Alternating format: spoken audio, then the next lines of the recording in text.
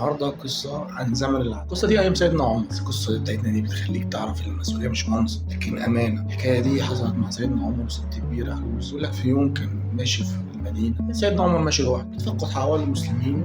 كان بيحب يعمل كده، يعني بيمشي في الضلمة عشان يشوف الناس على حقيقتها ويعرف مشاكلها. ممكن يكون بيخافوا يقولوا الكلمة قدامه ويقولوها من وراه. وهو ماشي سمع عيال طفل من بيت صغير كده قديم على قد حاله، وبقى خبط لقى ست كبيرة قاعدة وجنبيها ابن محطوط على النار، عيل صغير بيعيط. لا، ايه اللي بيخلي العيل ده يعيط؟ قالت له من جوه يا ابني مش لاقي لقمه اكل. سيدنا عمر بص للقدر اللي على النار قال لها طب انت بتطبخي ايه؟ قالت له ده ماء وحجاره، بحاول اخدع الولد عشان خاطر ايه؟ ينام من كتر ما هو ما فيش اكل. الكلمه دي نزلت على سيدنا عمر صعقه يعني كده. سأل ايه اللي خلاكي تعملي كده؟ بين عمر بن الخطاب. الست قالت له ماله عمر؟ بينه وبين ربنا هو اللي يحاسب، هو المسؤول عننا، ربنا يحاسب عن كل شيء، ربنا يحاسب على كل واحد جعان. سيدنا عمر قلبه اتقطع. لا سامحيني يا امي انا عمر. جري يا جامد. هو بيقول للناس اللي موجودين هناك قولوا لي يا جماعه في حد هيشيل عني ذنب يوم الايام؟ مسكته اخد شويه دقيق وزيت وحطوه على ظهره. واحد بيقول له هات اشيل عنك يا امير المؤمنين.